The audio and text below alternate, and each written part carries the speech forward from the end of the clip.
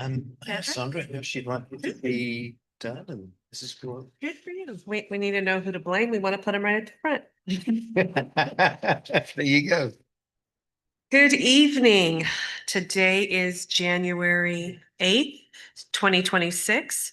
I'm calling this regular board meeting to order. And we will begin with a roll call. Trustee Diaz, Here. Trustee Chavarria, here. Trustee DeMarco, Present. and I am here. Adriana Melgoza will be joining us by Zoom. And at this time, I ask for public comment on the closed session. Seeing none in our facility here. Are there any on Zoom? No? Okay. Seeing no public comment, we will close public comment, sorry, and recess to closed session.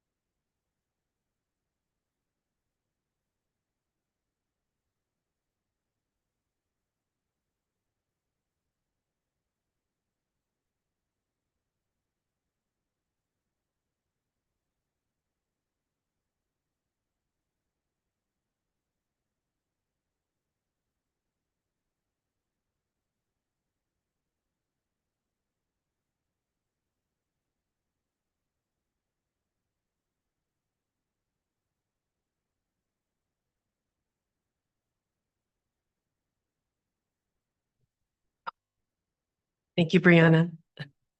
Okay, good evening. The time is 6:08 and we are going to reconvene to open session. Our next item is the flag salute, so please rise. 1, 2, 3, begin. I pledge allegiance to the flag of the United States of America, to the republic for which it stands, one nation, under God, indivisible, with liberty and justice for all.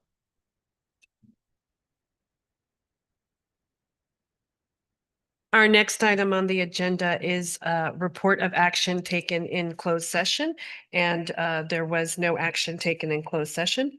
We will move on to our next item, which is adoption of the agenda. Are there any?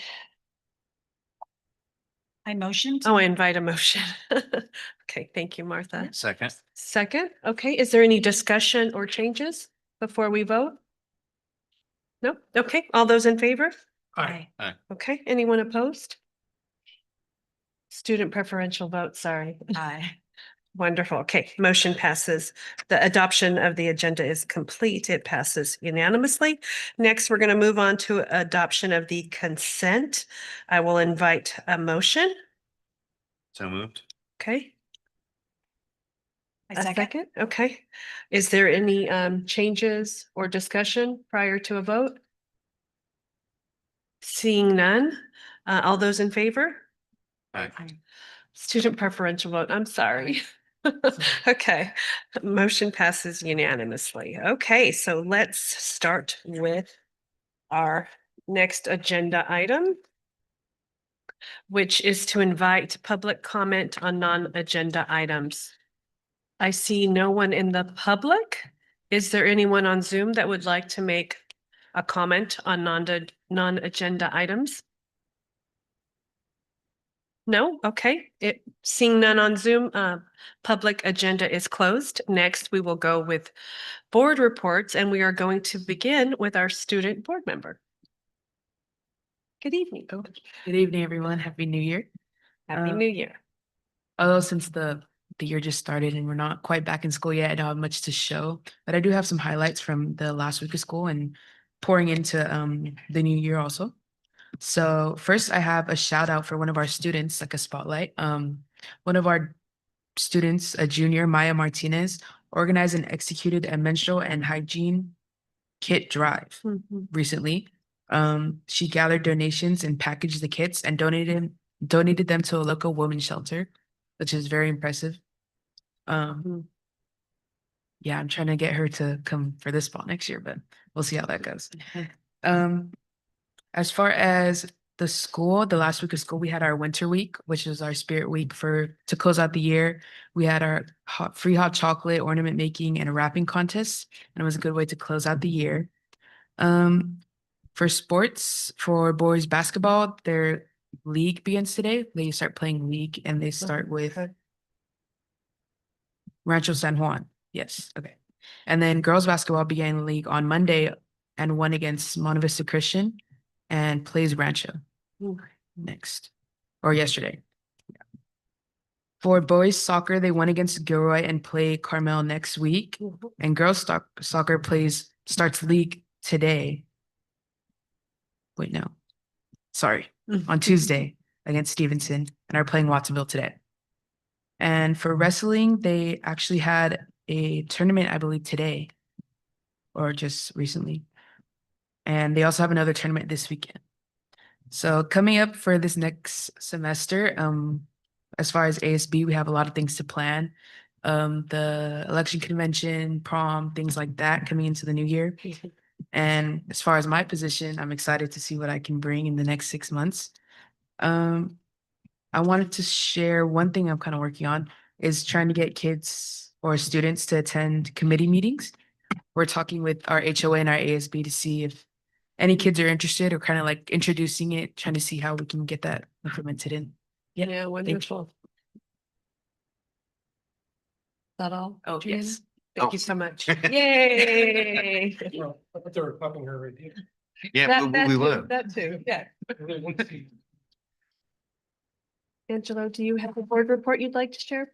You know, I was going to comment on her. She's Of my course. report. Yeah. The few years I've been here, seeing the growth of your position has been very exciting. Hope that you guys keep working hard and keep educating us on what we can do to make this position even have a bigger role than it does. Because I don't think you students and also our student trustees realize how much we actually value your opinion, Mhm. because we're here for you and your classmates, and hopefully as this year, the next 6 months go by, start thinking of what could I ask the trustees to make sure that whoever after me has an even better experience than I did. Yeah. And so we can keep building it to grow into a lot more desirable. So I want to just thank you for your involvement. That'll do my order. Wonderful, thank you. Martha, do you have a board report? I just want to share a couple of things, that I was just so impressed in the last two events that I was able to participate with, because I know everybody had a wonderful holiday break first. Yes. I'm looking, and everybody's reignited and it was a nice little break. But, the snow day, I think it was like, so special to see the way our district collaborated with all the partners. And the turnout that we had at Snow Day in Castroville. I didn't go to it last year, but I heard, obviously the middle school was going to have their own, and then they decided to partner with the Recs department and FRC and the food nutrition department. And the way they fed over 1,000 families. Wow. And I know Rick and I were in line, right? And the line went from, you guys know where the community center is, right? I mean, it literally went all the way around the block before they let anybody in. And it was so well organized. I mean, I was worried when I seen all those hit. I thought, how are they going to feed all these people? How are they going to tend to all these people? But it went really smoothly because people were coming, going, enjoying eating and participating, and then exiting, and other groups are growing. But till started at around 1 o'clock. Yes. And at 3 o'clock, people were still coming. So I was very impressed. I don't know what the numbers were, but I heard there was over 1,000 people that they fed. And then, as the organization that I lead with the LULAC, North Monterey County LULAC, it was another amazing collaboration that we did. We always do our annual food bank distribution. And thank you, Dr. Turkey, for being there. We had some fun pictures and you came and brought cookies to everybody, but we collaborate with the fire department every year. But this year was different, because for you guys heard me report out for Thanksgiving, we fed probably over 300 kids, but then we had to turn away probably over 150 families because we ran out. But the fact that they were lining up since 6:30 in the morning with their families for food, we thought we can't be doing it like this anymore. So it was great to partner with FRC and the FACE team and whoever else was part of, Katie's team to pre-register these families. And they stayed in their cars, and they didn't have to be out there lining up in the freezing. So it was awesome to see that. I think our organization that we had in our account, like we paid the food bank like about $5,000, and then we got other donations. So we were able to give 400 kits this year to families. So again, thank you to all. I know the school district, Dr. Turkey did amazing to participate with this. The nutrition department had all these foods that they gave, and then we gave goodie bags to the kids. So again, during the holidays, the time of giving and participating and giving back to our community with this need, especially right now, was really crucial. But the key here was the collaboration of the partners. That made it more effective, and everybody wants to be a part of that. So that's my report out. Great. We can continue to do that. Thank you, Martha. Rick? Yeah, to also touch on a couple of the things Martha said, participated in the LULAC food distribution. And it was great to see all the volunteers there from, the community, LULAC, fire department, and the district. It was great. And also the snow day. And you heard about that. So hopefully when we get the art show festival up and going closer, we have a lot of collaboration with partners and stuff, and that'll be something that everyone's been missing for sure. And I got to hang out and help give families presents at the FRC one day.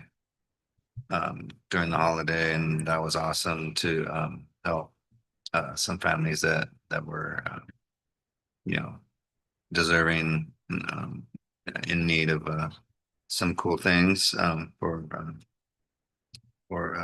Christmas.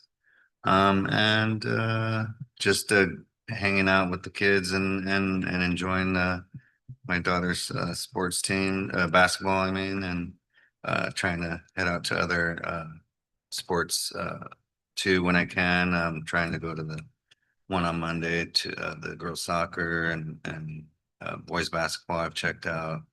Gotta try to see some wrestling, but we'll see. And that's it. Thank you. I don't have an update. I just want to wish everyone a happy 2026. I think it's going to be a great year. I'm really excited to work with a wonderful team, and I think we're going to do great things together. And it does take every single one of us. So, Matt, do you have a board report you'd like to share with us? Yeah, so I don't have a slide deck for today, but instead, I just want to really talk about kind of the new year, right? And it being an opportunity for us to set intentions about being the best version of ourselves that we can be. And it feels like a good time to do that, right? And so for myself, I'm thinking about, okay, how can I be the best version of myself in this job and also myself as a, as a person? And moving forward in working with the board, in working with staff, it's like, yeah, how can I be the best which I can be? Obviously, we're all going to trip up, right? And we're all going to make mistakes, and that's normal and natural, right? But it is a good time to think, let's take stock of where we are and try and do the best which we can. So that's where I am, and that's what I'd like to share. So thank you. Thank you. Okay, we will move on to our next agenda item, which is Classified School Employees Association, Chapter 6, Representative Report. They are not present. Are they on Zoom? No? Okay. Next, we will move on to agenda item O, North Monterey County Federation of Teachers Representative Report. Seeing no one here. Anyone on Zoom? Okay, we will move on. Our first item on the agenda is adopt resolution number 2025-2617, proclaiming January 2026 as School Board Recognition Month. And I think this is my item. Yeah. Just really want to recognize board members for their time and effort and contribution to being on the board, including our student board member. Working together can be challenging because we're also very passionate about our vision for the school district and our priorities. But I think that's where the growth is for us personally and the district, is finding a way to see the best of what we bring in our vision and our values to provide the most comprehensive, vision of what the district can be. So I want to recognize each of you for your contribution, your time and dedication, and for your willingness to put yourself in this very public role. So thank you. And this is an action item, so it's to adopt the resolution. I invite, okay, questions or clarification first. Are there any questions or clarifications on this agenda item? Seeing none, we will move to inviting a motion Public comment. to adopt. And then I'll have an option, right? yeah, so moved. Okay, thanks, guys. No, that's okay. I apologize. The sheet here, which Yeah. we usually have, isn't here. So my apologies. We'll make sure that it's here. That's okay. But Rick's right. After the we open it up for any comments or questions, then it goes to public comment. and Public then we comment. Thank invite, you. Then we invite a motion. Thank you very much. I skipped that step. Okay, inviting public comment. Seeing no one here. Is there anyone on Zoom? Nope, we are closing public comment and now I invite a motion. I motion. Second, Second. okay. Now discussion. We'll start with comments. Rick? Yeah, just so glad that that all of us have this position and that we all care about the community so much and trying to do best for the students that go here um, and just glad that we're all here. Thank you, Rick. Martha?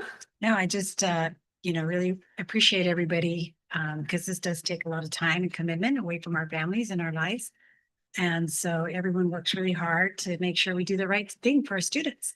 So I really appreciate that. And thank you, Sandra, for all that you do. I know you recognize all of us, but it takes a team. And I think that I'm really looking forward to 2026 because this is an awesome team and we're going to do some great things, like you said. So I'm looking forward to it. Thank you, Martha. Angela? No comment. Okay. Adriana? Sounds great. Okay, we will move on to our next, I move to vote. Oh, no, I don't move to vote. Okay, now it's time for voting. All those in favor of Aye. adopting? Okay, anyone opposed, abstained? No, okay, preferential vote. Okay, I'm gonna get it together today. I don't know. Sorry, guys. Okay, motion passes unanimously. Next, we're gonna move on to our second agenda item, which is to adopt a resolution for commitment to equity. And Dr. Turkey, you'll be Yeah, addressing this? absolutely. So this is something which I know all of our board feel very strongly about. In fact, our first core value is all about high expectations for all of our students and high supports for all of our students, because we know that all of our students can achieve academically, socially, emotionally, and we should have those high expectations. The variable here is within us, the adults, and the supports which we give. It's not the variable of the kids. The kids come to us, right? And then as the adults, we need to think, what is it that we need to provide the supports for the kids to make sure that they are excelling and reaching their potential? So the variable there is the support rather than the variable being, oh, some kids won't make it. Now, when I reflect on where we are with this, I think that it's awesome that this is what we're aiming for. And when I am really honest about reflecting where we are with it, we're not where we need to be. And that's just a fact. I think that the journey towards equitable improvement is the one which we should be on.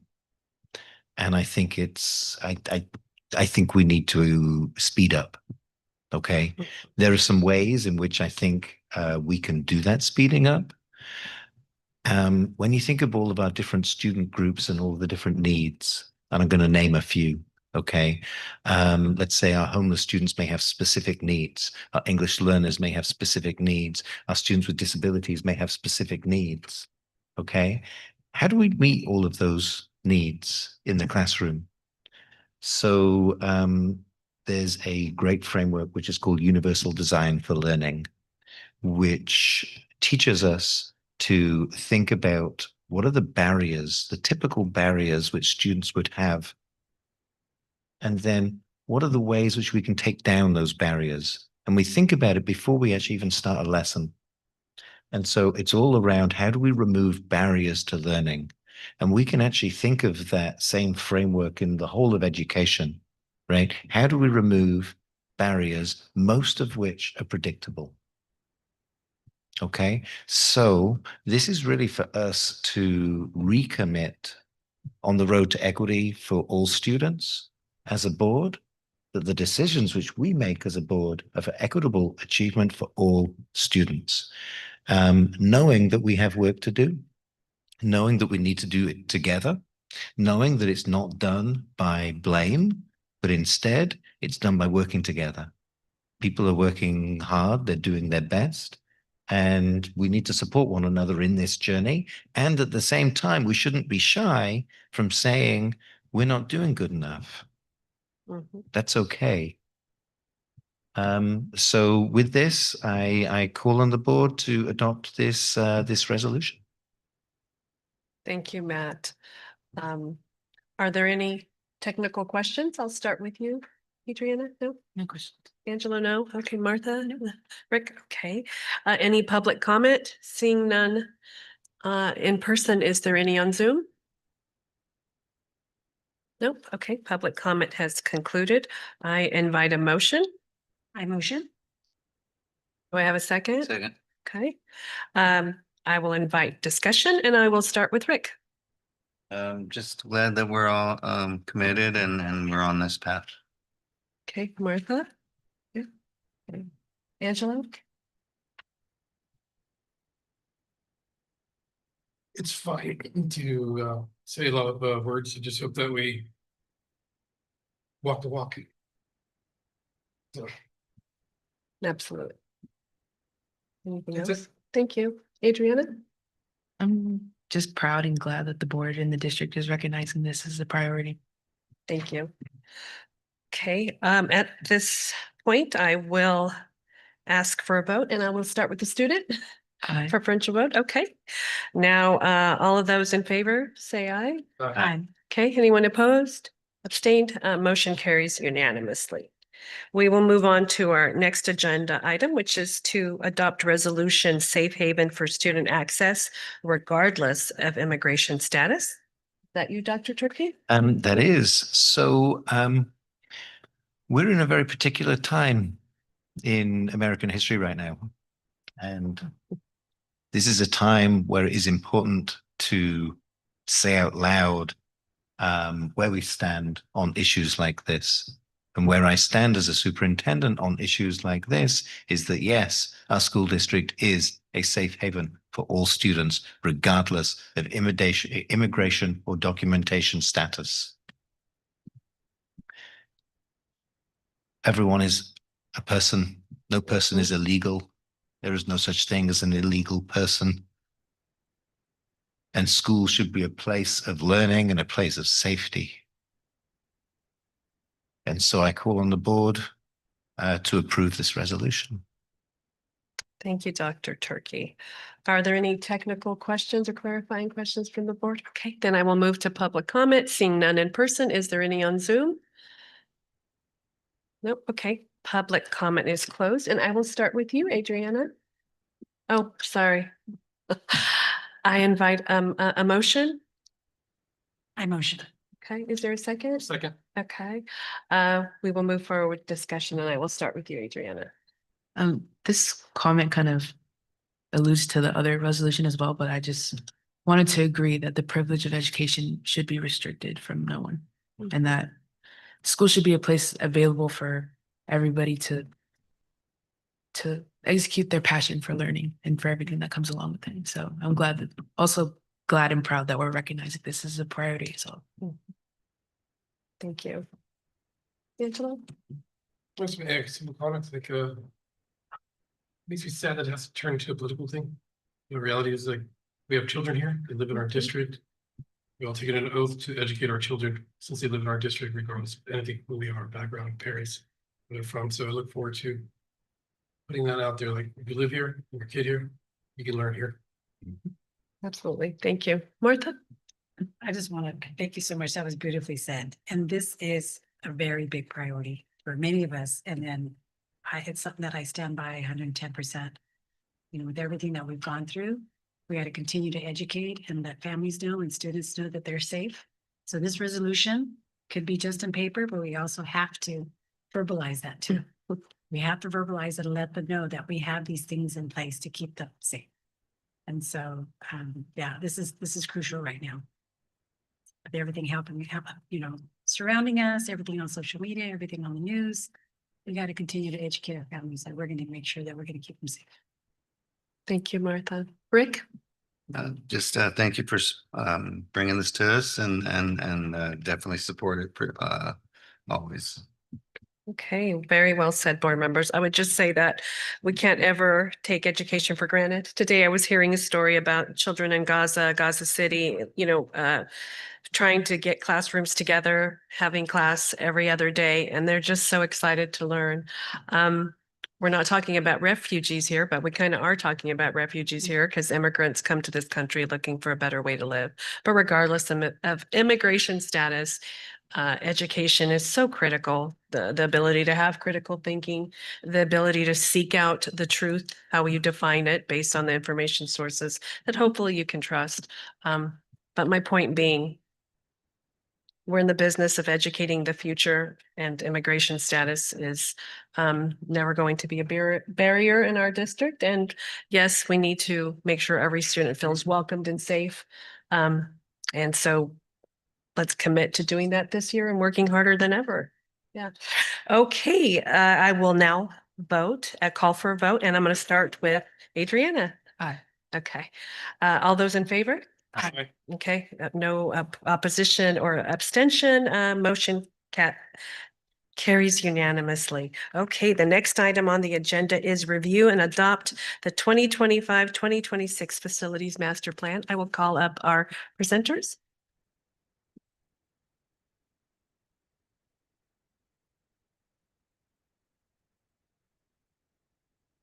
Good evening. Thank you for being here.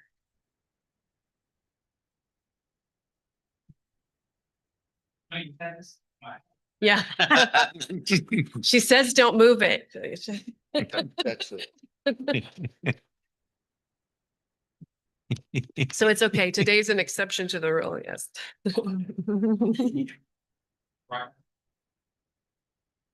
Okay, wonderful. Thank you.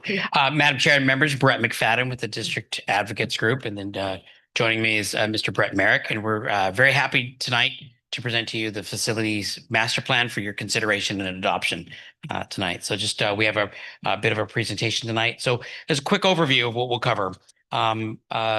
We'll talk to you about the intent of a facility master plan and such. We'll give you an overview of the process that went into it. I know we talked about this during the study session, so we'll be mindful of that time.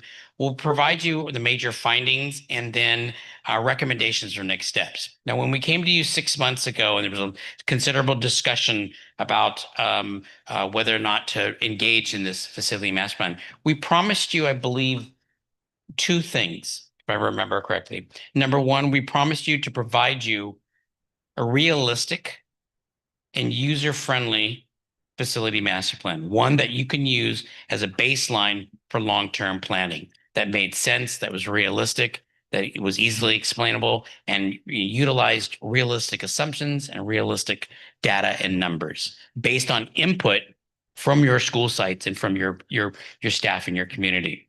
The second promise that we made to you at a request of the board was to provide to you not just a facility master plan, but a set of recommendations for next steps.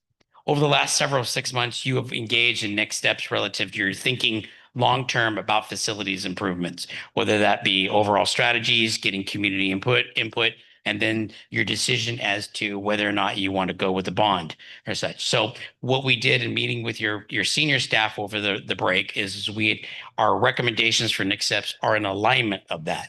There are recommendations, there are ideas of, as Mr. Merrick and I are, as we've mentioned before, both practitioners have worked in school districts and have done bonds, and they're based on those ideas and findings and experiences. So the facilities master plan, its purpose and its intent. You want to dive into that, Mr. Merrick? Sure.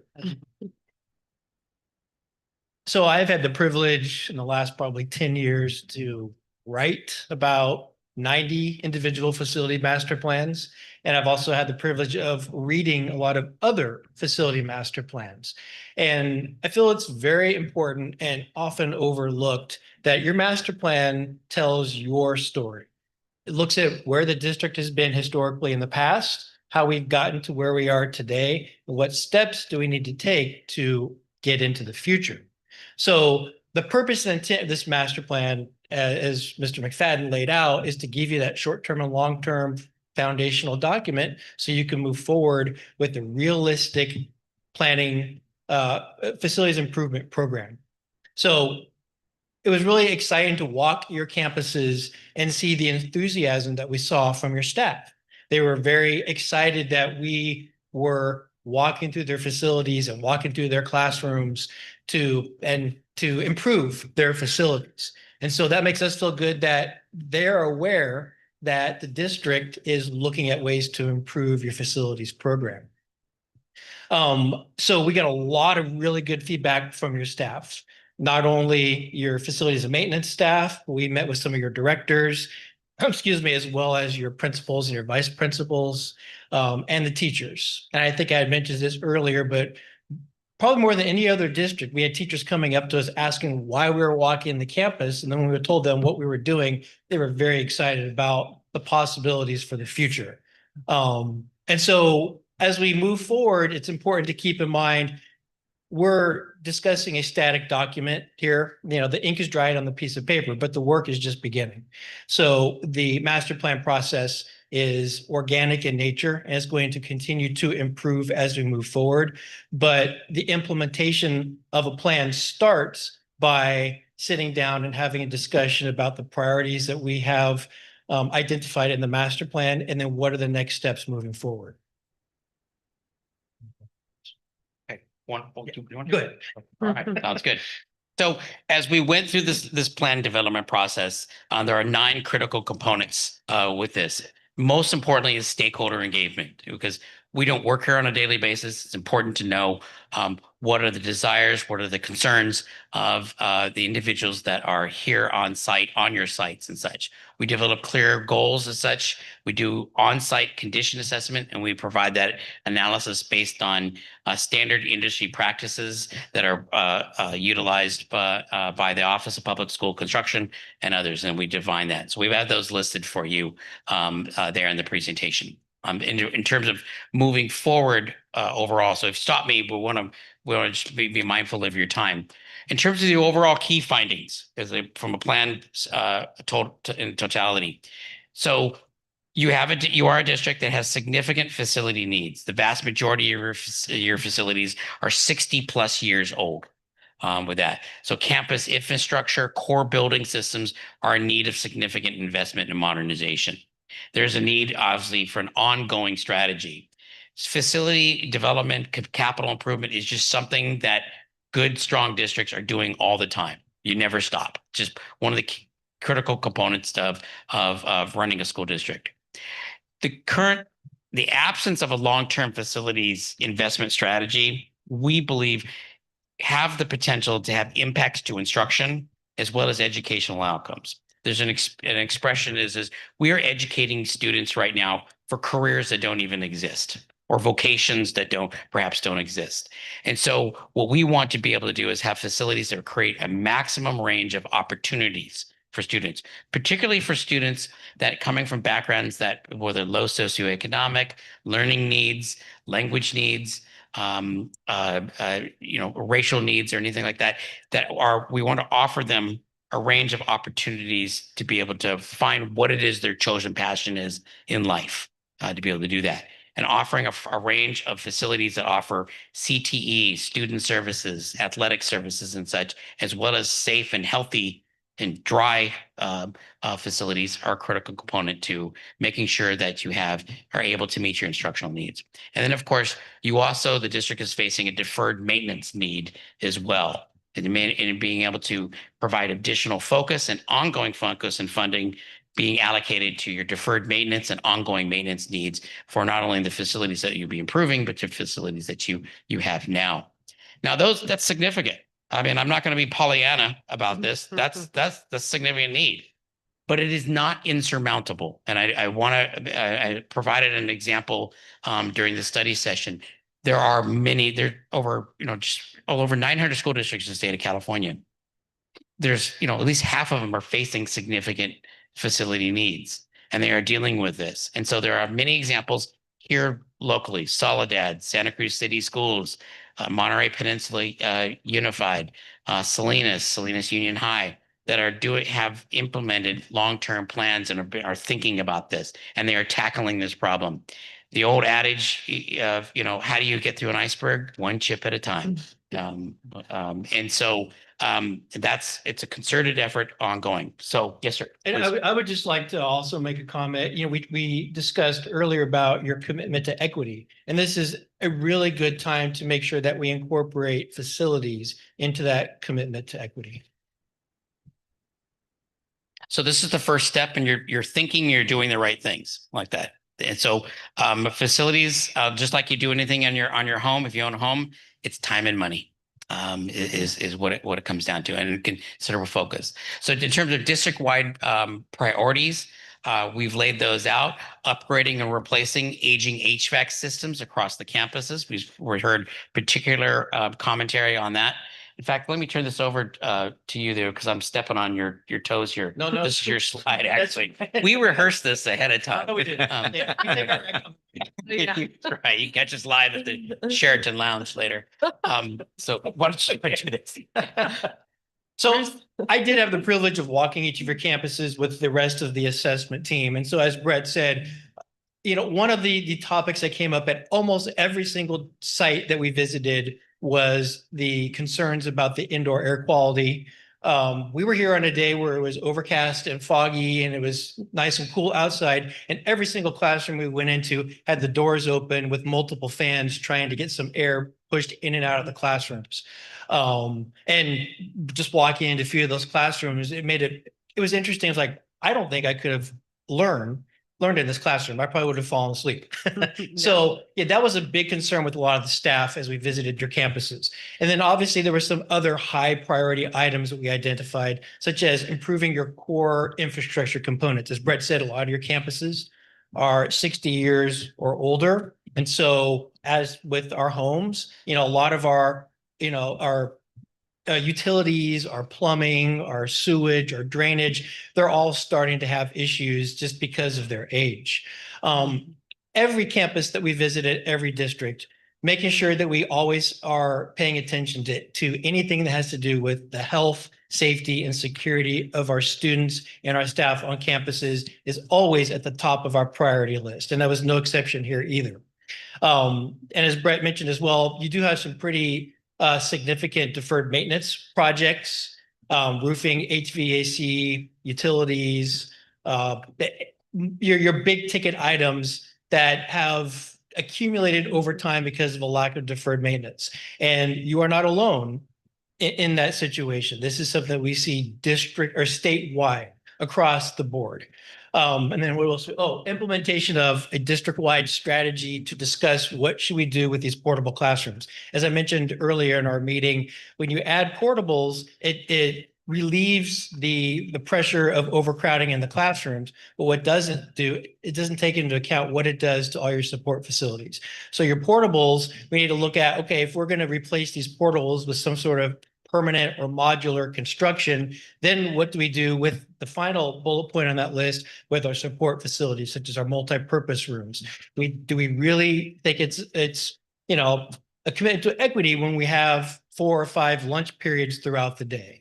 So those are the type of things that we want to consider when we're looking at our facilities. And these are just some of the highlights of the top priorities that kind of came to the surface as we did our site walks. Anything you wanted to talk about?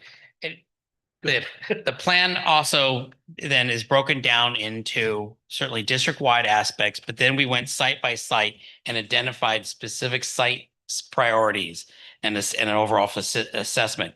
We then were able to cost out in today's dollars what those improvements might be. And so the plan, we're not going to cover each thing, but each one of your sites has an assessment, identified possible probable costs, and then a detailed list of particular site-specific project priorities or facility priorities. We provide an overall cost estimate. If we step back and go back to 25,000 feet of looking at this, we've broken this out into sort of a 2-spectrum, 2-track sort of way of thinking. First part is we call it short term, but this is a 5-year maintenance and modernization plan.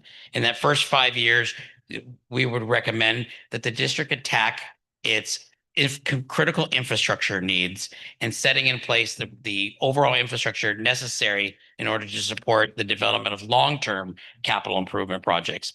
Now, those are critically important, but I have to, as a former board member myself, it's more fun to build a stadium or a CTE center than it is to replace sewer lines. But they're critical, and we are at a stage because of the age of your facilities, those lines and that infrastructure has not been improved. You have some of the original infrastructure in place as far back as, the 1960s and such. It is at a point where it's well past its shelf life, and it is probably in many aspects at points in time where there's the possibility of critical failure. And so we propose to look at that and prioritize that first, and then moving into long range vision and a redesign of particular buildings and up to modern standards. And we cost those out. Total estimated cost, and you're looking at this from a big picture standpoint, is roughly $200 million. Now, that's a big number, and that's a lot. But what we caution you is facility planning shouldn't be thought of in a static mode or in a point of time mode. You need to be thinking about this over the course of 10, 15 years, because that's how long it takes to do these things and such. So big numbers, big challenge ahead of you, but it is doable. And you have plenty of districts in this nearby region. You can talk to your fellow board members and such that have taken this on over a period of time. It might take, for instance, if you choose to do this, it might take one bond measure or two bond measures over a 12 or 15-year period of time. It's my former district where I worked at Monterey Peninsula. We did 2 bond measures over that period. And so that's how to look at this long term with that. So summary observations. We do recommend, and you are engaging in it now, a significant investment via long-term focused facility improvement strategy. We recommend that strategy, we believe that strategy will require the following. Number 1, focus and sustained 10+ year effort. 2, student-focused priorities, especially specific to your communities and your student cohorts. Local funding measures and the consideration of that, acquiring eligibility and increasing your eligibility in the state matching program. So you're going to use a multifaceted approach to your capital improvement strategies of using local dollars, state dollars, looking at grants and such, and considering a number of things. And then dedication of ongoing funding for your deferred maintenance needs long term. So our recommendation in terms of the development of a district-wide modernization and construction strategy is this. And so we sort of laid out a time frame for your consideration of that. And we hope that we've attempted to match this up with some of the current efforts that you're going now. So we thought of developing an action plan, and this was the request of the board when we were with you about 6 months ago, of an action plan for the development of your long-term strategy. Would be somewhere between January and June. If you are considering a bond measure for either in the 2026 year, then we're in an even year election cycle, whether you're looking at June, but I understand you're looking at November. There are certain actions that you need to take and certain discussions and analysis as a board and engagement that you need to have with your stakeholders and your community over the course of that time in order to get to a position where you're recommending to do a bond. Your absolute drop dead deadline for the possibility of doing a bond in November is approximately the first part of August. We've sort of laid this out up to June to provide you some padding in terms of overall time. I won't cover all of these areas here in the timeline that we have, but we do recommend that you've taken the first step. And the worst thing that you could do right now is to put this plan, onto a shelf, which we see that as well. As Brett mentioned, when we walk the sites and having, I've worked in districts and been a neighbor of yours, and I've come to help the district when I was with the County Office of Education. You have a unique opportunity here, and you have a special place. And there's a much different energy that's here than there was 2 years ago. And so what's before you is, from a leadership standpoint, is being able to lay the foundation for some great things for your students, not only now, but students that will be here 10 years from now, 20 years from now, 30 years from now. So thank you for your time. It was an honor to do this plan. It was a lot of fun as well. And we'll stand ready for any questions. Thank you so much, Brett and Brett. That was wonderful presentation. So we will begin with any clarifying or technical questions, and we'll start with you, our student board member, Adriana. If I go last, get my notes ready. No, of course not. No questions, Adriana? Okay. Rick? Not at this time. I got pretty much had everything answered. Okay, thank you. Martha? Can you bring up that timeline again? Certainly. So this goal is to help us if we decide to go for a bond, correct? And when do you actually submit for the bond? That, Go ahead, please. I believe that it would be in around June that so we it's actually. in this timeline. It's again, we could do it in July as well, but there would need to be. There's a whole process, You know, right? it's a big process. Yeah, so it would start with kind of like, and we have this going right now. So there's a survey which is being developed. That survey is going to go out to the community. The results of that survey is then going to come back to the board. The results of that survey will tell us how feasible it is to actually go for a bond. Okay. And then from there, if it looks feasible, right, then we would put together, okay, well, what are the priorities which people see, which are then within the survey? Okay. We go out and we talk about those priorities. We talk about, hey, this is what we would do with a bond, so on and so forth. And then there's a resolution which the board would need to pass over the summer to be ready for the November ballot. I'm very familiar with all of that because I've been through 3 bonds. I was just didn't remember the timeline when you actually have to submit the application for the bond because there's fees and all that for that. So what review final bond documents or resolution, is that what that is?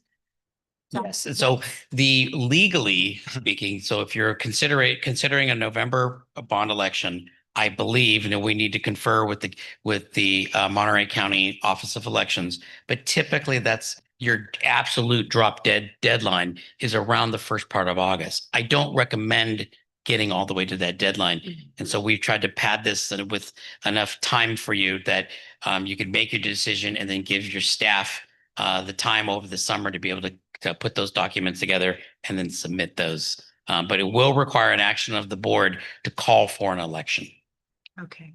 And then the amount that you were looking or recommending for us to ask for the bond would be 200 million? Well, So I'm Yeah. going to come in here. So the maximum which you can ask for in a bond is limited, right? So the most which we could get out of a bond is actually about 60, 70 million, right? However, with about 70 million on a bond, you're looking at about 60 cents, or gosh, no, what is it? $60 per 100,000 valued home, right? So if you have a home which is 400,000, then you multiply that by $60, and that's how much a homeowner would be paying. However, we think it's more likely to look at a bond of around 50 million. Okay, and that would be something around $40 on every $100,000 of home, right? Evaluated home. But that's also coming through the survey. So through the survey, we'll see how much appetite people have and how much that appetite decreases as the dollar value goes up. So as we go through this process, you can see the price tag on this is 200 million. It's pretty clear that one bond isn't going to do it, right? Even if we get matching dollars from the state, so let's say we get 50 million matching dollars, maybe that goes up. I mean, it's not going to go to 100, right? But let's say it goes up to 70 or 80. You're still looking at, over the long term of 10 years, about 3 bonds, of multiple bonds to get all of the things done here. That's the situation which we're in. I could remember the amount that you can ask for. yeah, as Dr. Turkey laid out, there's 3 elements that will dictate the size of your bond, and that is number 1, statute. Statute says, in California, says that unified districts can only assess a maximum of $60 per $100,000 of assessed valuation in their jurisdiction. Number 2 will be your capacity to issue debt, and so it's a debt capacity. What prior bonds do you have that are still currently active? What can you do with that? The law says is that a school district or public agency can issue debt that's more than 2% of total property values, residential and commercial, in their jurisdiction. And so, and then the third component is Dr. Turkey laid out is what can pass. Mhm. And so that's where the community survey is very important, is saying, you know, community wise, what are your desires? What do you value? This is what the district's thinking. And, you know, if the district was to do the following things in terms of its facilities at this dollar amount, what is your likelihood of passing? Now, I know it sounds crazy, but you're proposing to use one of the best firms in surveying that's in the state. We can nail this down pretty close. The one that I did at Monterey Peninsula for Measure I some years ago predicted that if you choose this dollar amount, you're going to most likely, you know, have approval at 67.8%. The bond came in at 66.7%. We were 1 percentage point off with that. So the surveys are a critical way of understanding the feelings and desires of your community and then being able to match that. So those are the three components. And when we do this, it's looking at prepare and release community opinion survey within this month or next month. Potentially, if you want to follow something like that. So there's a lot that needs to happen, and it's a very It's a tight timeline. Tight. It is a tight time. As soon as I saw that. I'm, "Whoa."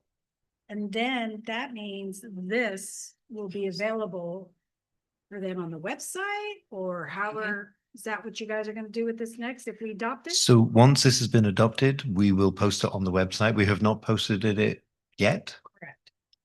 But that's because, you know, when we do the survey, they're gonna have to have something to reflect. And then that's why it's important to adopt this tonight, because then we won't be able to meet that timeline. yes. Yes. I And- just needed to look at. And the I'll numbers. also say that the draft of this went to the person who's developing the survey, and the survey, we have a draft already and it's being fine tuned. So these things, they're happening in parallel. Thank you. And if I may, to your comments, transparency, communication, accountability is critical and through this process. So there's a lot that needs to happen, but we have plenty of examples where, you know, we're doing this. You know, we're our parent firm is, you know, working with 70 school districts statewide, doing the exact same thing you're doing this evening. So it's a lot that needs to happen in a short period of time, but it's completely doable if you have a concerted effort. Thank you. Angelo? Starting about 8 to 9 questions. No problem. Ready. Trying to go through all my notes and crash course, but I was still trying. And as you're doing that, we're happy to come back. If you have Yeah. follow-up questions, you can provide them to Dr. Turkey. We're happy to provide. Okay, Thank so, you. Is I guess maybe I want to understand, you said you're using the Sailor's construction model, right? As our base, yes. That's your base? Yeah. How does that help with, how does the Sailor's construction model help with like, finding the needs bar? I know the state recommends that model, right? Yes, they do. So, what's kind of like a detailed model? How do you discern, like, how do you know, like, what areas, like, we'd like to hear a little bit of reassurance of how this model identifies needs specifically for us. Yeah. And like, in what areas do you think, like, on your own decide, hey, I gotta do the Sailor's model, but this is stuff that we saw. The Sailor basement and cash, what we tried. Right. So kind of educated on. Yeah, certainly. So in terms of using the cost index that the Office of Public School Oh. Construction utilizes, Please. it will be broken down in terms of cost increases or cost estimates will be broken down per region. So construction cost escalation in the Los Angeles area or the Bay Area might be different than that of the Central Valley, or certainly it is. And so it takes into that consideration in terms of what we call the CPI, the Consumer Price Index factor with that. And so it factors that. Now, you are correct in the standpoint that it is generic in a sense, you know, statewide of these are the rough estimates. But what we're finding is we use the same cost estimation models in a couple of nearby districts. I cited Scotts Valley. And what we're finding is that the cost estimates that were the same ones that were used in your plan are coming true. Now, they're a couple years old, so we have to factor escalation, of course, with that, but we're coming within the ballpark with that. And if I can as well, the manual which you're using is only for cost estimates. It's not for identifying what needs improvement. No, Right. right. I might have asked it wrong, but I just basically wanted to see like, hey, we have a state model. How are we different compared to another district that you're using them with? And but you explained it right now with the region code. Yeah. And then with 8, I was looking at the things, HVAC is the big one for us right now. I see the cost estimate part, but do we just like I said, I've never done this before. I just want to curious on your with a sailor's model. Does that also take account into like electrical roof? Like say you got to do roofing upgrades, you got to do all. Our buildings are 60 years old. There's going to be certain construction costs to make us. It's not just the price for here's an HVAC unit they found on at Home Depot. Right. There's a lot of Right. little nuances. How does So it's a wonderful question. So the model is based on what are the code requirements for TK-12 schools, because they are different. So schools and hospitals have the highest requirements in terms of overall building codes in the state of California. So the cost estimation model takes into account for that, what are the requirements, and then it also takes into account that an HVAC system, for instance, there are comprehensive elements. There are wiring, there's electricity load. What can your roofs, what can they bear in terms of load restrictions? Are you doing pack outs? Are you doing variable refrigerant flow? All of those types of things. So it is a general idea until we start to get in and specifically look in detail. Then you'll get a closer estimation of your actual cost. So to your question, it is possible that you could see variations. So the estimation provided to us, you guys take that into accountability? Right. The variance that might happen. And what we would say moving forward, we give you this sort of rough picture first of 200 million. What we would consider as moving forward is what we do in construction processes is we put in what we call contingency. We usually put in two factors for contingency. Number one, contingency for the unforeseen. Because as I mentioned before, any facility, you open it up and you discover things that you don't think are there. And then number two, we'll put in contingency for soft costs. Those will be architectural fees, fees that we have to pay to the state, regulatory requirements, and such. And then we will also include there as a escalation factor of over time. And we can tell, we know roughly. So at this point in time for we have figures for 24-25, fiscal year 24-25, statewide school construction costs went up at about 5.9% statewide. Prior to that, they were as high as 7 or 8%. Now our what we don't factor for right now, and I'm sorry, I'm getting into the weeds here, but with this tariff situation, tariff on, off, it's very hard to predict. And we're seeing some outcomes that we didn't predict. We thought, okay, when tariffs come in, everything's going high. Well, copper went high at first and steel went high, but then it's kind of mellowed out since then. So it's just like everything else in our country right now, it's sort of a brave new world that we can't predict day to day. So we're trying to factor for that and and we're still, all of us in the industry are grappling with that. But we will factor contingency, so you have some padding in your planning, as well as factor for annual cost increases. All right, so looking at some of our projects we're doing in bond, we have to split it up. Do we have any well-defined projects right now that could survive a Prop 39 audit? I don't know. Yeah. So we can also do it later, but basically, Yeah. I want to see like, hey, the projects that we're going to do we have the game plan or are these costs can hold up with Prop 39? let me get back to you on that. I don't I don't know. I think we have a game plan, like for instance, your HVAC system improvements would also have to be matched with maybe perhaps roofing needs and electrical load capacity. I think it's clearly that's been identified as, as a critical need. I think it's maybe, But maybe yeah, I'm asking, you don't have to answer right now, but these are gonna be important for our meeting with HOAs in my area. They want these answers for, yes, because honestly, that's where I got that information. Yeah. HOAs yeah, is, they want.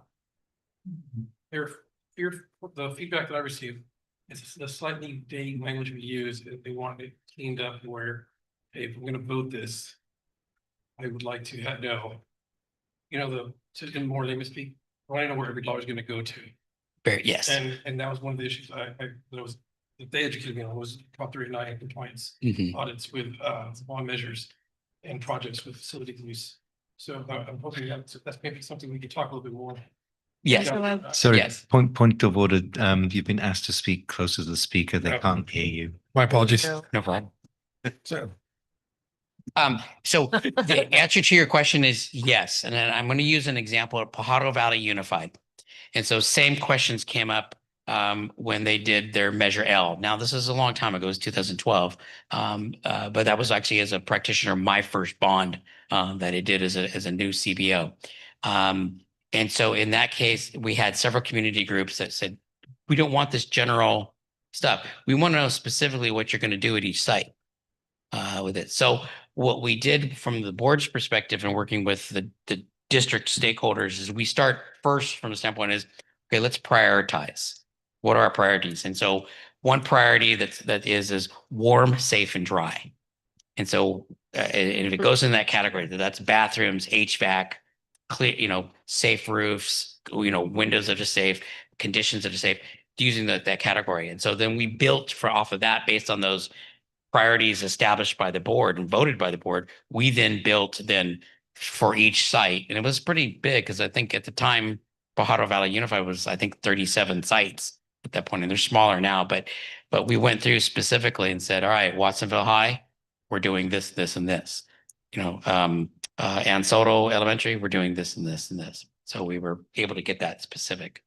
and then for further clarification with homeowners, because we keep hearing about bonds, but we hear about homeowners only.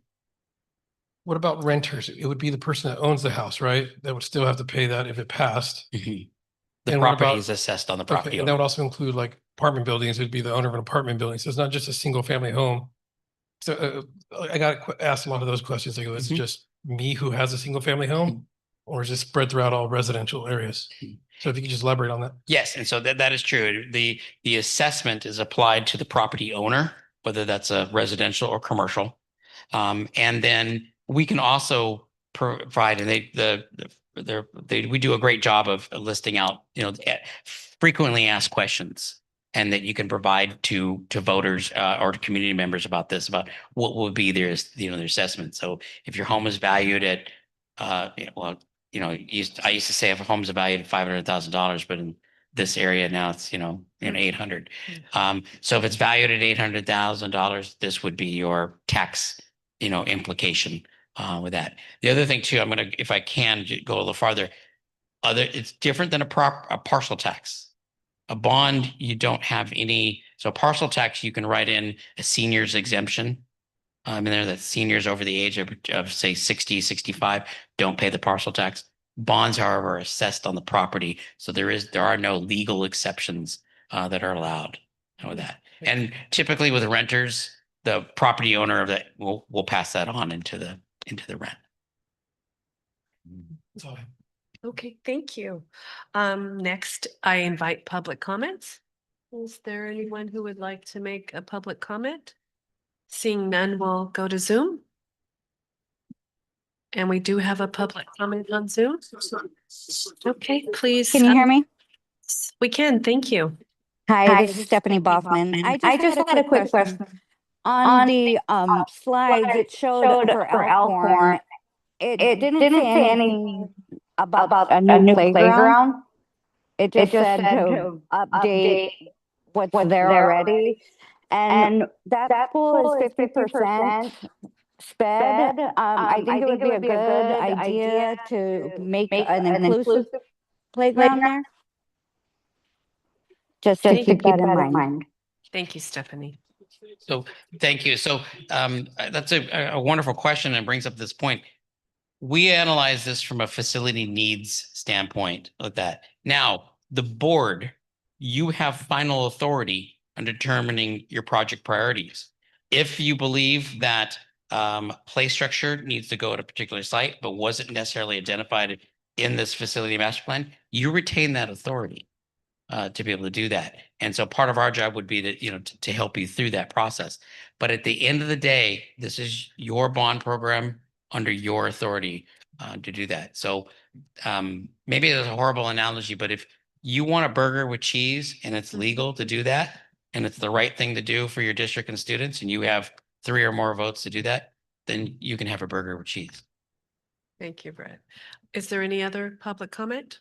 Okay, now I invite a motion. A motion?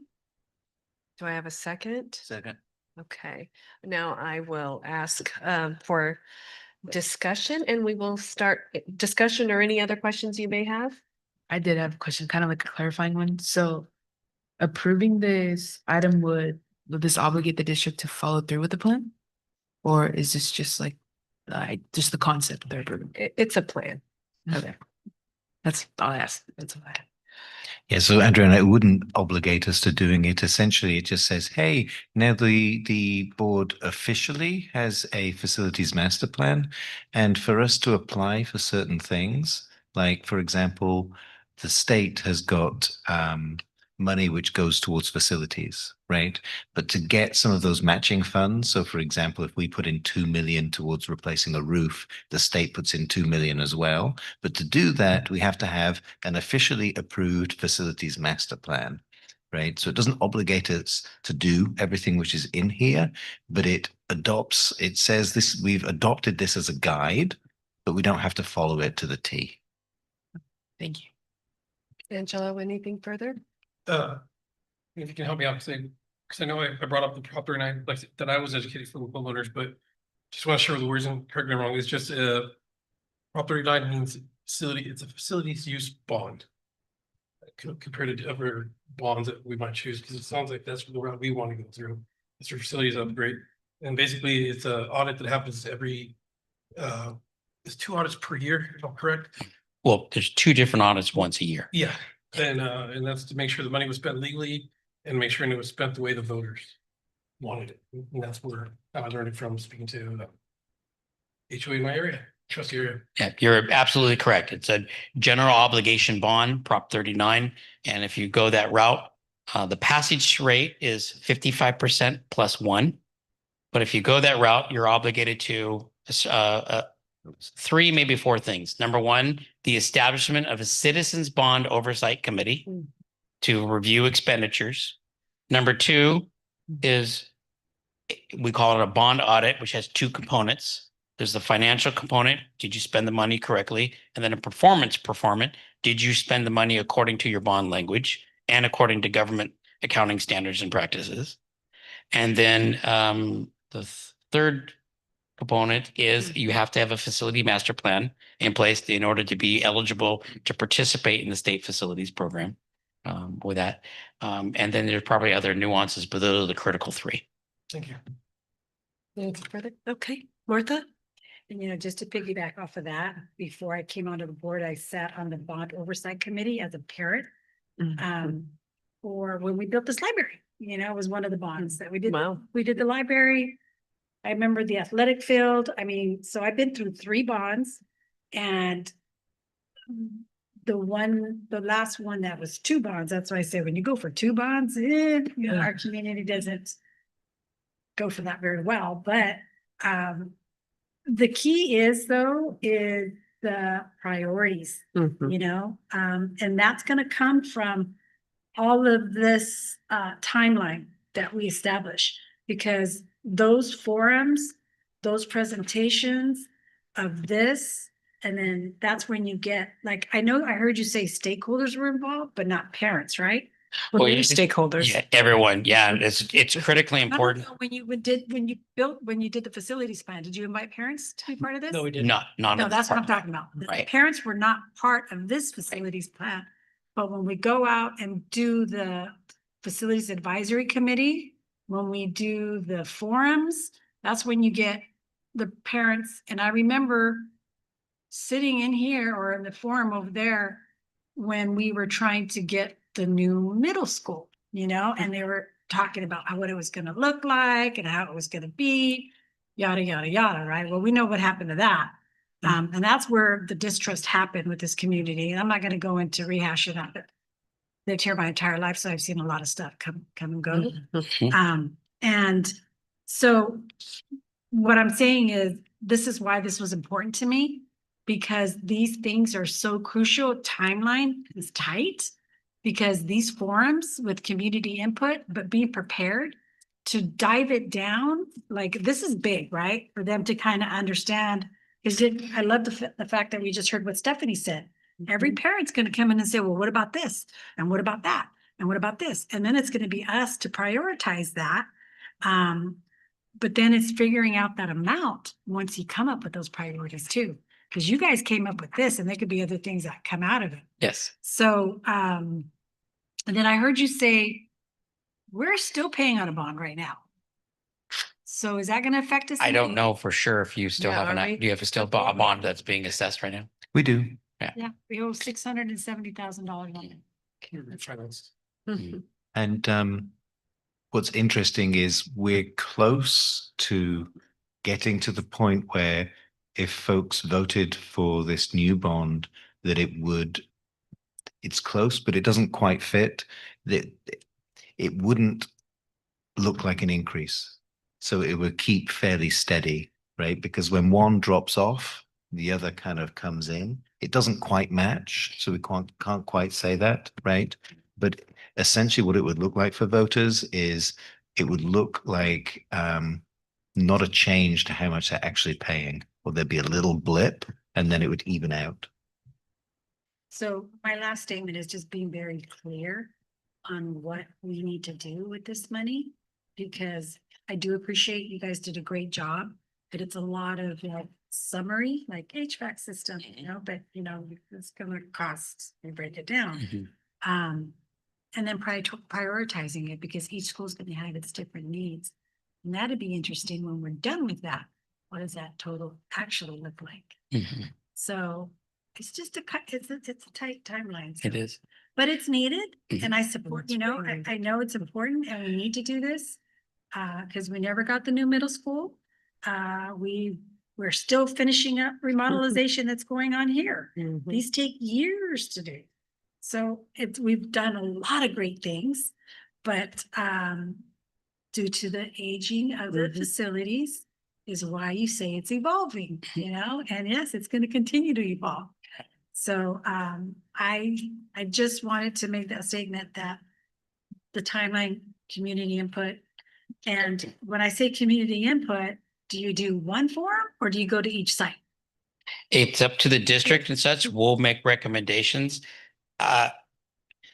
Based on my experience, and while I don't live in your community, I live nearby here, and I've worked nearby here. Knowing your community, my recommendation would be to go to each site and make forums available to staff and students, and then forums available to the community. You want to be mindful of how much your staff can take on that, but students can be a wonderful part. And I'm a former high school guy, so I've always known high school students can participate in this, but I'm a new convert to this. We're actually doing forums to middle school students and elementary students. And I know it sounds crazy, but you actually get some very good input. I did a forum the week before we left on Christmas break, and to offer a bit of levity, but it was a first grader. And his comment was, the teachers get a lounge, how come we don't?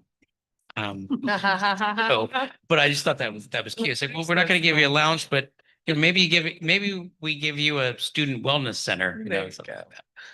So, but students are a critical component, as staff are in the community are. And I know it sounds like a lot, but over this process, things begin to coalesce and you get a clear picture. And the other beauty too is that prioritization, you will need to set, you will get input and we'll come to you, but that'll be the board will need to set that prioritization.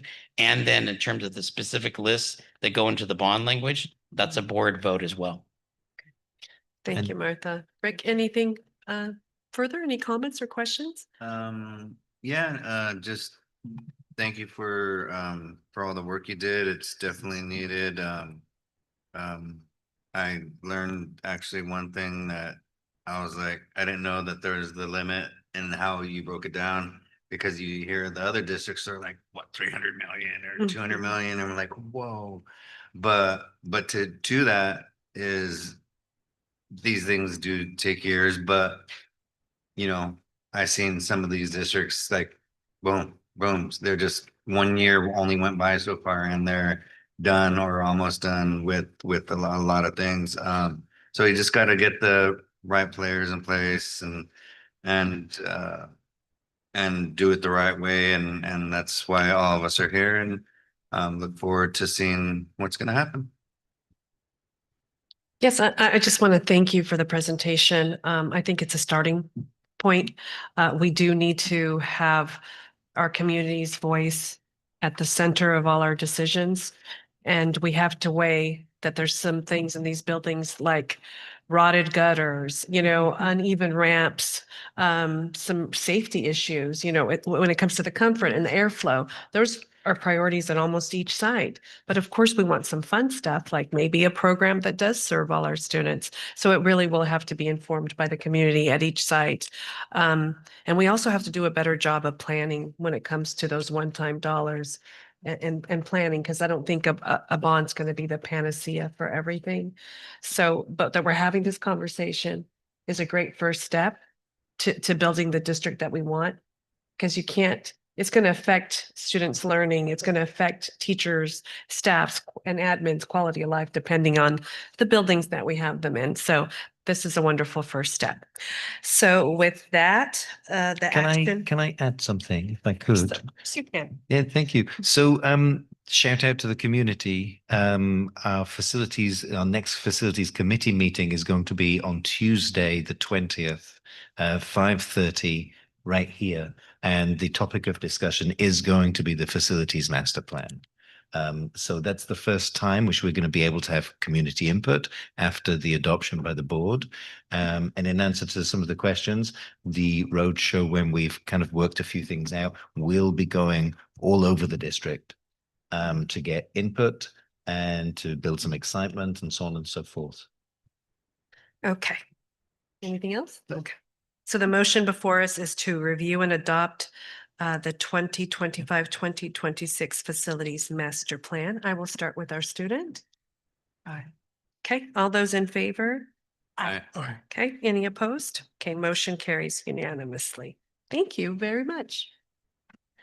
Okay, our next item is approved job description, change update for coordinator for behavior intervention supports. All right. Good evening, board and community and staff. Thank you so much for having me this evening. In front of you is staff is asking for approval of a new job description, actually an updated job description. And there are two reasons this is coming to us. The first reason is to add the requirement to have a certified wellness coach requirement added to this job description that allow us to take advantage of the fee payer schedule and get some billing reimbursed from this position. The second reason for the changes on this, you'll notice it went from a supervisor grade 2A to a classified supervisor 3. This job has not been filled for almost 2 years. And in looking around the areas in surrounding our district, we were not competitive with what we are offering for this position. We are hoping that it's actually not a large jump at all. It's one step up from where it was and an additional 10 days added to this. But with those two changes, we're hoping to not only fill the job, but also be able to recoup some of the cost of this should we be able to fill it. So I'm happy to answer any questions you may have. Thank you, Curtis. Mhm. We will start with clarifying your technical questions. Adriana? No question. Okay. Angelo? No. Martha? No. Rick? No. Okay, any public comment? Seeing none in person, is there any on Zoom? Okay, public comment is closed. I invite a motion to approve job description change update for coordinator of behavior intervention supports. So I second. Okay, we'll start with our student for the preferential vote. Okay, all those in favor? Aye. Anyone opposed or abstain? Okay, motion carries unanimously. We'll be moving. Thank you, Curtis. We'll be moving on to our next agenda item, which is to approve the formation of board member participation in a CTE Career Technical Education Advisory Committee. And who will be speaking on this item? That would be me. Wonderful. So this came from the last board meeting, and it actually came from Trustee Diaz, who asked for a formation of a CTE advisory committee. And actually, I couldn't agree more. I think it's a great thing for us to do.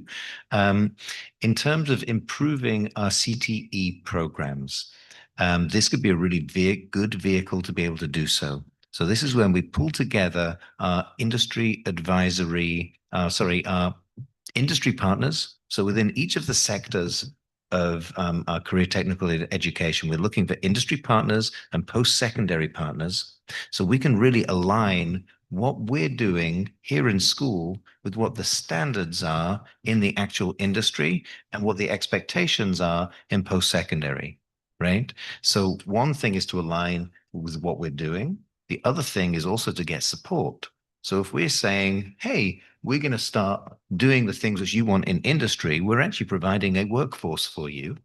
Okay, so industry and post-secondary, what do you have for us? Can you give us supplies? Can you give us guest speakers? Can you give us experiences? Can you give us a whole bunch of things for more robust experiences for all of our students? And at the same time, we'd want community members on this committee, as well as 2 board members, so that we can make it a pretty robust committee. And it's all around focused on our career technical education. Now, we'll say that currently we have 2 board members who sit on the JPA, which is the industry advisory board for CTE across the county. And those 2 board members are Angelo and Adriana.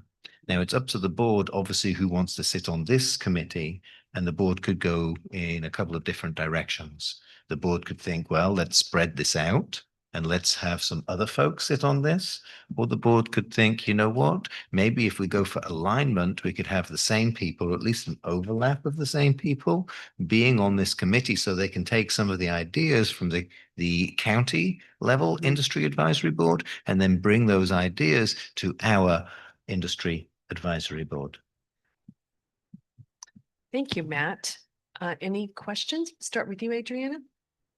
Students would be allowed at this, like this committee. Yes. So in fact, I'm going to ask you, can you add this one to your I was list? gonna say that. I'm happy to add. Yes, please do. Add it to your list because we would love to have some students represented. Mhm.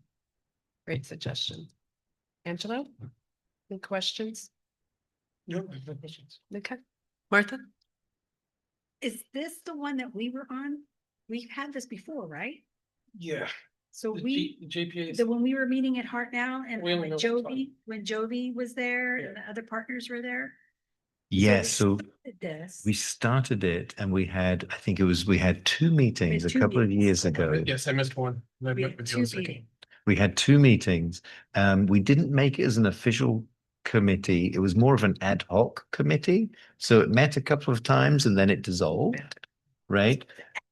It was, Understand what was the difference? Because I know Yeah. that kind of dissolved. it We just dissolved. waiting, we were waiting like, are we bringing that up again or where we're at? So it dissolved and this would be bringing it back and making it, let's make it a permanent advisory committee so it can But gain some You legs. described the same format that we started. Essentially, Okay, yes, Okay. it would be the same I format. just wanted to get clarity. Yeah. Anything further, Martha? No? Rick, do you have any questions? No. Okay. Next, we will move on to public comment. Seeing none, is there any on Zoom? Okay, I will invite a motion.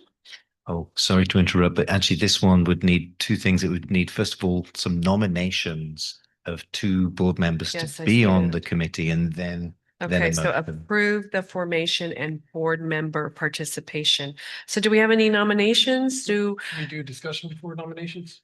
Okay. No, I'm saying. Yeah, you said sure. that. Yeah, yeah. Sure. So can I invite a motion to, oh, how does That this is work? awkward, isn't Oh my goodness. Okay, let's go ahead. I think we shouldn't have the rules stultify anything, so Motion, we you can know what? just Can I motion go to for it. suspend rules. Okay, This, I second that motion. All in favor? Aye. Aye. Okay. Let's have a discussion. I just want to have a discussion because I never thought about what he said about the GPA. I mentioned that to him. I said, well, how would we share information, right? Yeah. But Well, I know me and Mike had a good time last time Yeah. we were there.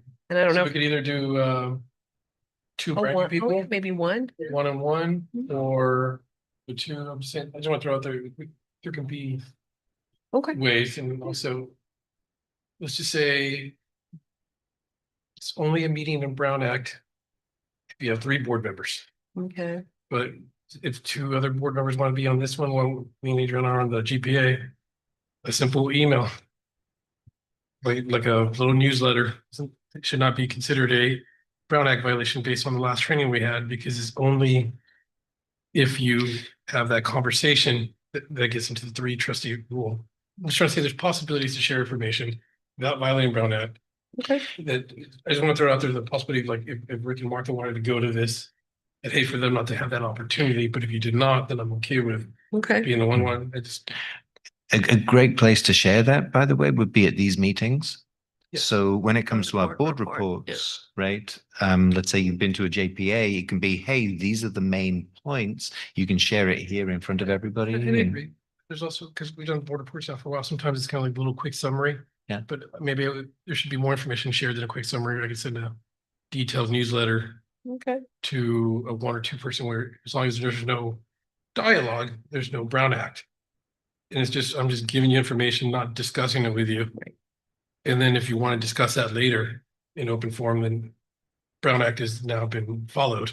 Okay. I just want to throw possibilities because it looked like you guys are also interested. I didn't want to, like, Rick? No, I'm not necessarily. I think the idea and know the idea is great. I didn't necessarily want to be on it. I just want 2 people that are gonna be engaged. I thought about it. I did the same thing kind of with the Art Show Festival Committee. I'm like, I don't want to deter people from like wanting to partner, because of, my other involvements. Yeah. But so I do think Martha would be a great one. The other ones, whoever else that are gonna be committed to give our students, great partnerships and great opportunities. So I would like to nominate Martha and whoever else. Martha, are you interested on being on the CTE committee? You know what, when I'm trying to think of all the other committees I signed up for, but I think I only did 2, so I think I'm gonna be good. Thank you. Okay, so Because do it you is- accept his I nomination? do accept. I Okay. just was trying to think, okay, what other committees, because it is a commitment and I. Yes, feel it it's- is. And this is something I'm passionate about, so thank you. Yeah, for sure. Okay. I'm more than happy to nominate myself. Okay. And I Do you think accept your nomination? And I didn't know, I forgot we had to nominate. So. I see that because the fact that if you're there, Martha, and then when any information I get from the JPA, I can You bring it to the meeting. I could bring it to those committee meetings. And then, as I told Matt, since I go to the CT committee, I've already started on a Golden Bell workshop for. I already contacted CSBA, I already contacted parties. There's work I'm doing with that one right now, Mhm. so I kind of work my house on both. That's perfect. And we'll see what happens August, June for submissions, but it's gonna really work out for. When is the submissions for that? It's in by the end of the summer. Okay. Okay, is there any further discussion? Okay, so I'm going to ask for a motion to approve the formation of this committee and to have as board member participation, Martha and Angelo. Do I have a motion? Okay, a second? I second. Okay, so motioned by Rick and seconded by Martha. We'll start the voting with our student. Aye. Okay, all those in favor? Okay. Any opposed, nay? Okay, motion carries unanimously. We will move on to our next agenda item, which is board requests for information and or possible agenda items. We'll start with Rick. Okay, Martha, Angelo? Nothing. No, Adriana? No, okay. With that, is it a vote to adjourn? Yeah. Okay. I invite a motion to adjourn our meeting at, I will definitely motion okay. for my first motion for tonight. Okay, second? Okay. Second. Okay, so motioned by Angelo, seconded by Rick. All those in favor? Aye. Aye. Students, thank you. Any opposed? No? Okay, motion carries unanimously. Meeting is adjourned at 7:37. Broke a record, Sandra.